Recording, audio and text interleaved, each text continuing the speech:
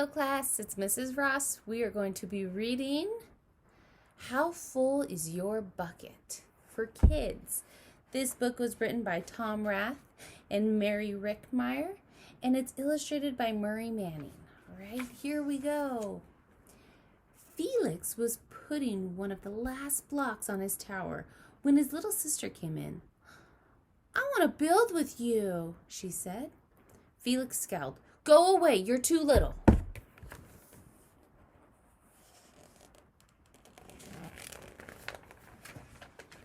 "I'm big." "Stay back. You'll knock it over." "I can be very careful." "Go play with your baby toys, Anna." Do you think she's happy about that? Here she is. She's getting upset. Grr. And then thwack, she ended up knocking it down. She was not happy. "Grandpa!" Grandpa shook his head. "Felix, you just dipped from your sister's bucket. Like everyone else, Anna has an invisible bucket.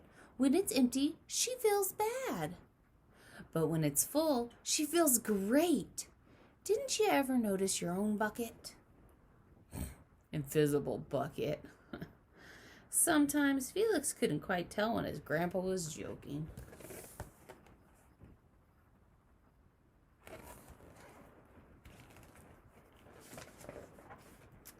But the next morning when Felix woke up, there was a small gray bucket floating above his head.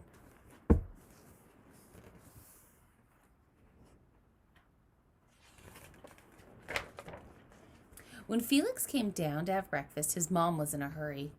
"I've got a meeting this morning and it's almost time to go." "Anna, sit still."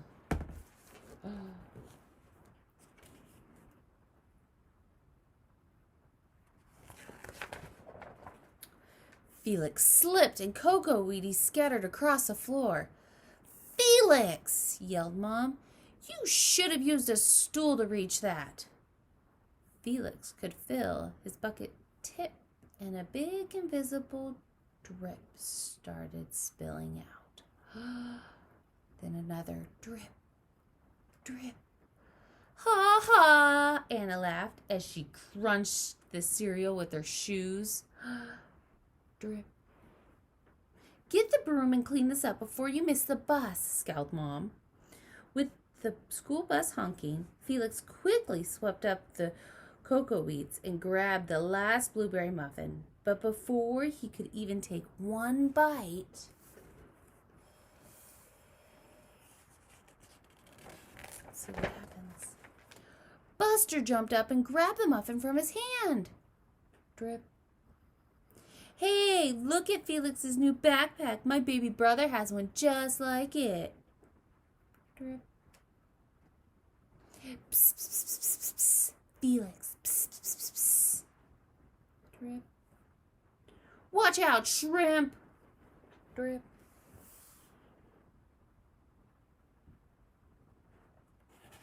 He's having a bad morning. It was still morning, and Felix's bucket was almost empty.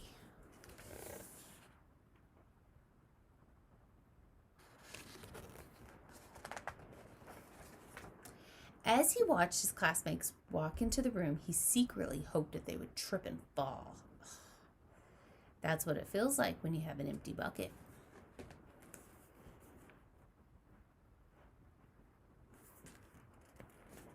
Is that nice to hope for somebody to trip and fall?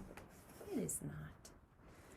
Felix slumped into his seat and waited for something else bad to happen.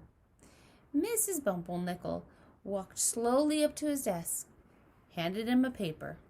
He could hardly bear to look.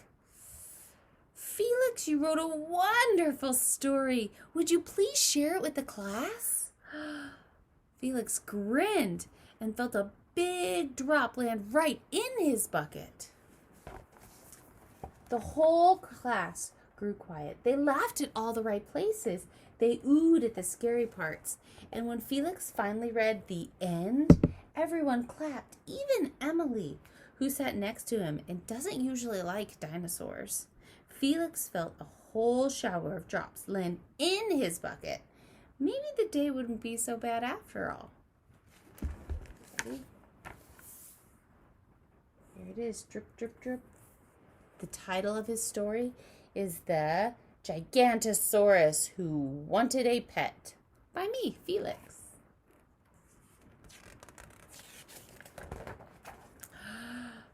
Drip.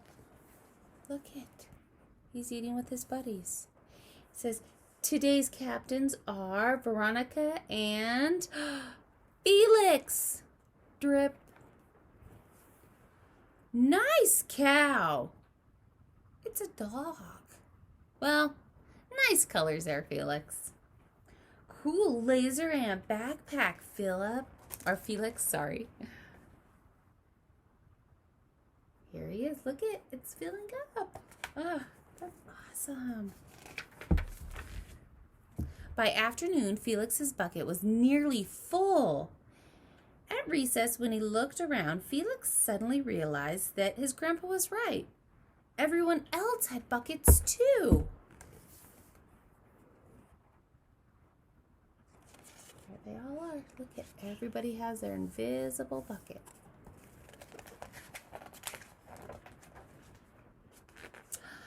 Let me help you. Here it is. Drip, drip. Down here. Here's your baseball catch. Thanks, dude. So here they are. Drip, drip. He did something nice. Somebody was nice back to him. Hi, I'm Felix. First day? Yes. I'm Maurie. Drip, drip.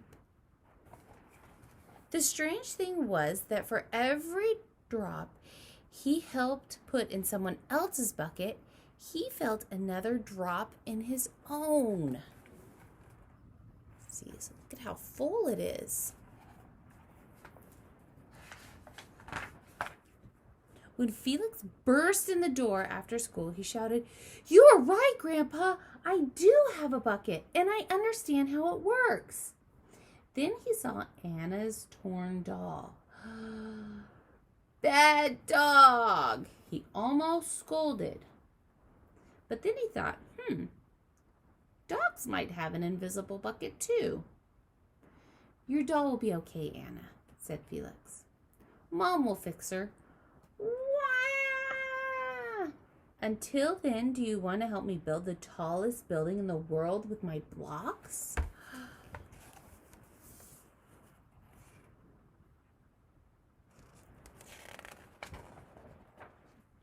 And so they did. Here they go. Look at the buckets. It's filling back up again. All right, that's the end of the story. So the moral or the lesson of the story, if you're kind to other people, it'll make you feel good. Also, if people are kind to you, it'll make you feel good. Think about your bucket that you've got. You want to keep that nice and full.